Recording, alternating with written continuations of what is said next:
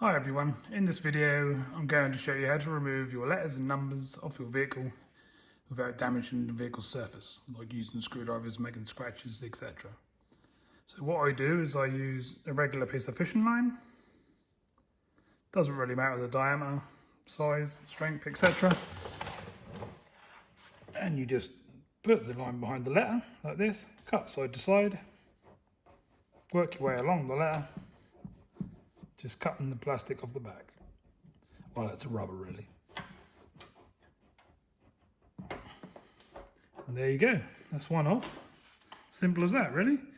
Same again, just put your line behind the letter. Some will break like that.